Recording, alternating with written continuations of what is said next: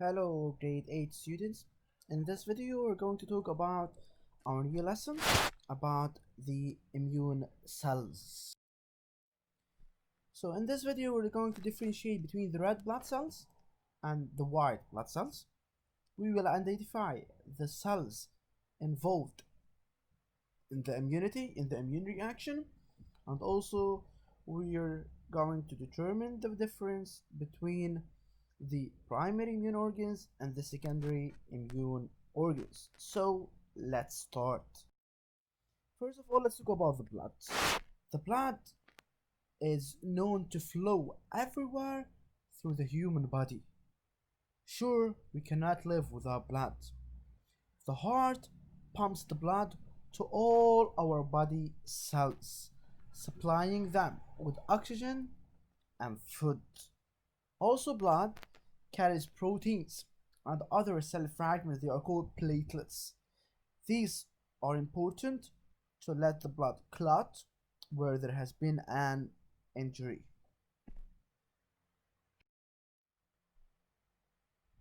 Let's talk about the blood cells. We have the red blood cells and we have the white blood cells. The red blood cells also they are called the erythrocytes, while the white blood cells they are called the leukocytes. So red blood cells they are called erythrocytes, whereas the white blood cells they are called the leukocytes. Leukocytes, erythrocytes.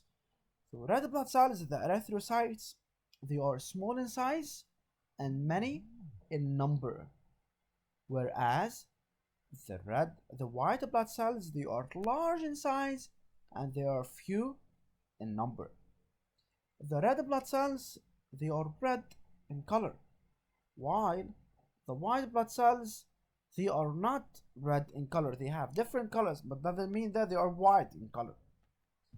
The red blood cells they are called anucleated cells. What the meaning of anucleated? Meaning that they don't have nucleus, whereas the white blood cells they are nucleated, meaning that they have nucleus.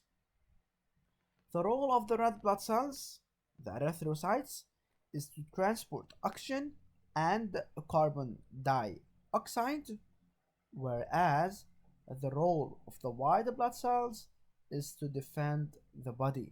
They are called the immune cells.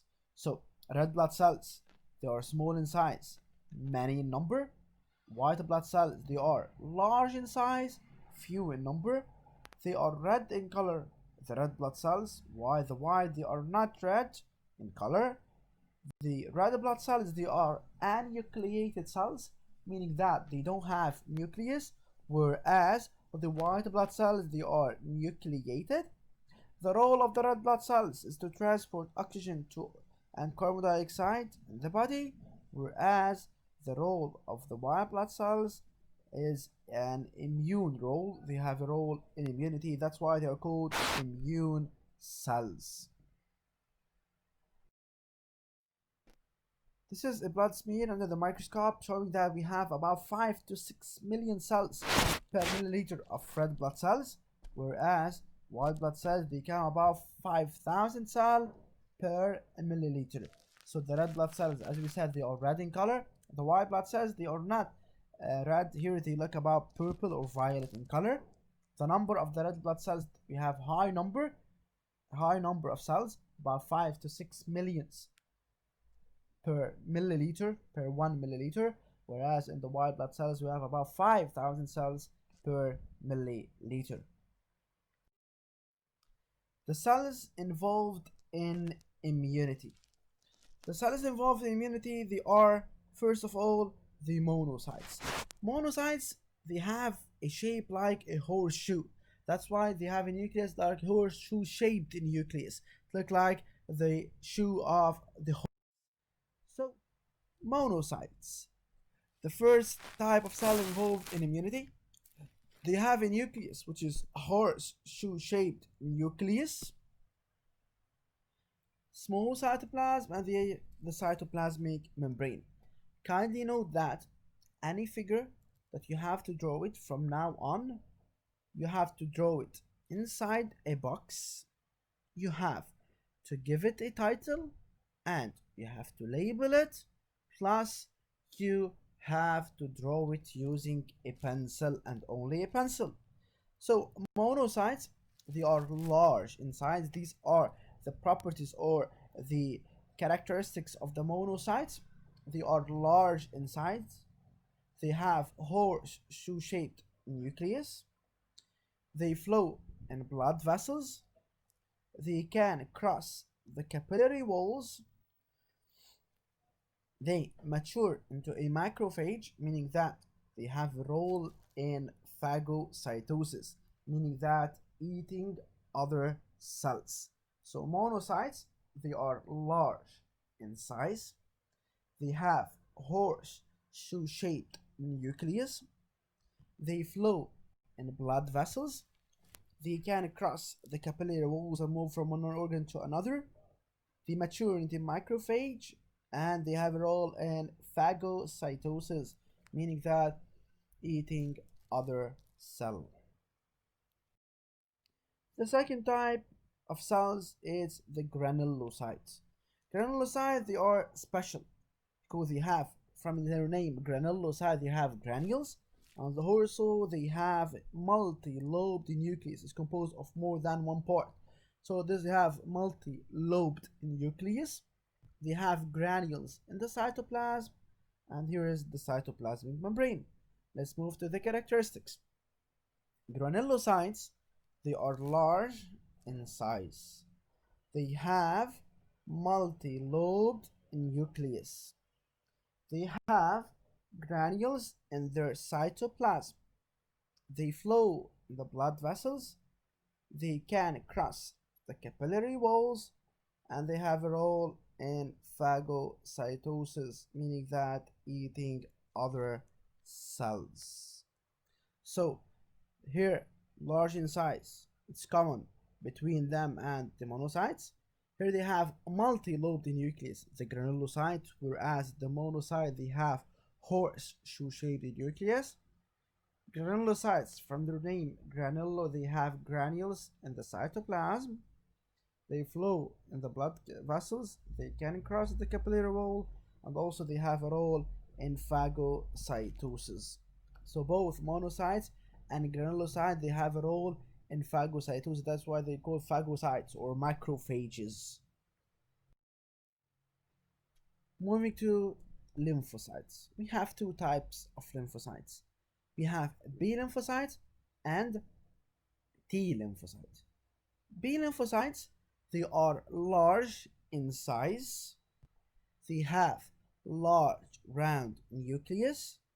They have a small cytoplasm, and they have a role secretion or production. They secrete or produce antibodies to kill the non-self, and these are the antibodies. They are Y-shaped structures found on the surface or the membrane of the B lymphocytes. So B lymphocytes, they have large round nucleus, and this is a common property between B and the other type of lymphocyte, which is the T, large in size, large round nucleus, small cytoplasm. The difference in the secretion of the antibody in B and T, they have another role, and this is the figure for B lymphocytes. This is the label for this figure.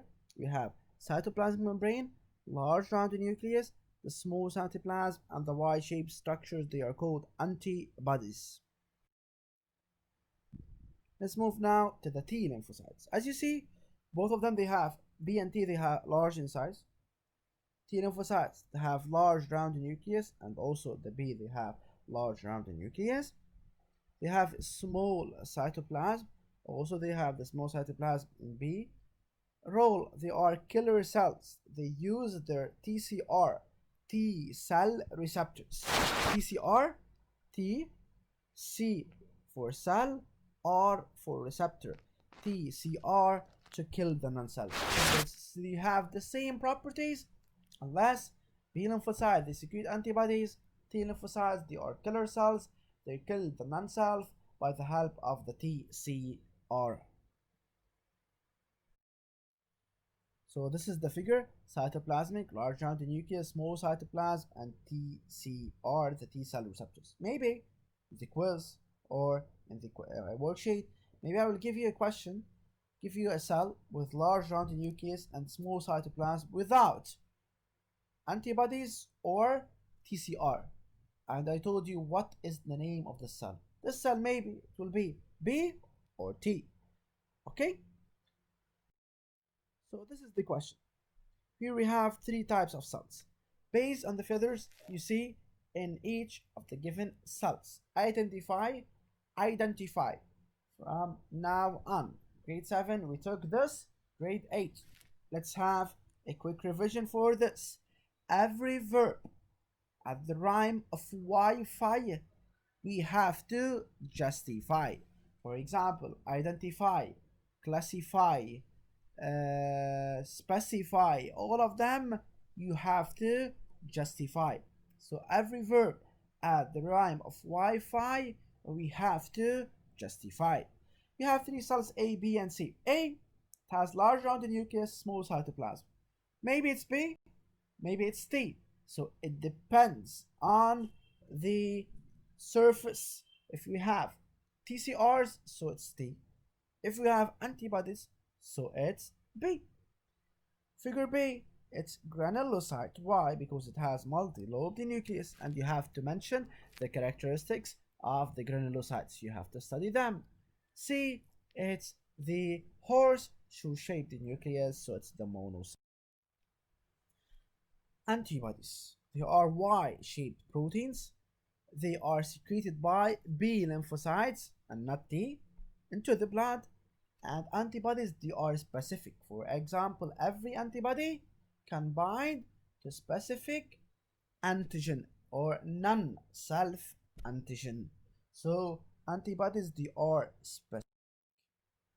Now let's move to the organ of production and the organs of maturation. Bone marrow, thymus, spleen, lymph node. What's going on? Let's see. Immune organs.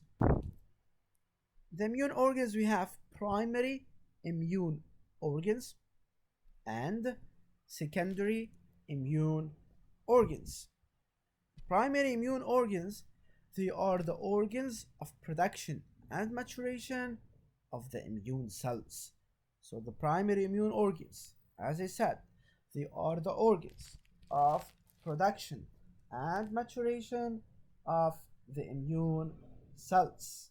Whereas the secondary immune organs, what happens for them? Secondary immune organs, they are the site of the immune response. They are the site where the immune response will take place. Immune organs, as we said, primary immune organs and secondary. Primary immune organs, we have the bone marrow and we have the thymus. And the secondary immune organs, we have the lymph nodes and the spleen. Bone marrow, it's responsible for the production of all the immune cells and the maturation of only B lymphocytes. So bone marrow is responsible for the production of B and T, and it only matures B. I will repeat this. Bone marrow, it is responsible for the production of B and T lymphocytes. So it produces both B lymphocytes and T lymphocytes, but it only matures the B lymphocytes. So the maturation of B lymphocytes occurs in the bone marrow. So you can study it like this: bone marrow, B, bone, B, B lymphocyte. So B lymphocyte matures in the bone marrow. Okay? And both B and T, they are produced in the bone marrow. So bone marrow produces both B and T, and it only matures B. Whereas the thymus has a role of maturation of T lymphocyte. Thymus starts with the letter T. thymus, T, T lymphocytes, T. So both of them, they start with the letter T. So T lymphocytes, they mature in the thymus. So if I give you a question, for example, a person without bone marrow will have mature T lymphocytes. What do you think? If yes or no? If yes, how would they get the T lymphocytes? If they don't have bone marrow, there is no production of B or T. So there is no T to mature in the thymus. So the result will be no B nor T lymphocytes. No B or T lymphocyte. We don't have neither B nor T lymphocytes. So there you have to be careful about this. If there is no bone marrow, meaning that there is no B, no T, because bone marrow is responsible for the production of B and T lymphocytes, while thymus has a role of only the maturation of T. Let's move now to the spleen and the lymph node. Lymph node, it's the site where the immune responses against tissue infection takes place, whereas the spleen against the blood infection. So if you have a blood infection, the immune response will take place in the spleen, while if you have tissue infection, it will take place at the level of the lymph nodes. Okay, so be careful for this. These are the primary immune organs, the bone marrow and the thymus. We said that the bone marrow is responsible for the production of BMT and matures only B, whereas the thymus is only for the maturation of the lymphocytes. Secondary immune organs, the lymph node and the spleen. Lymph node is the place where the immune response against tissue infection takes place, whereas the spleen is the site where the immune response against blood infection takes place. This slide is a very important slide to study and understand.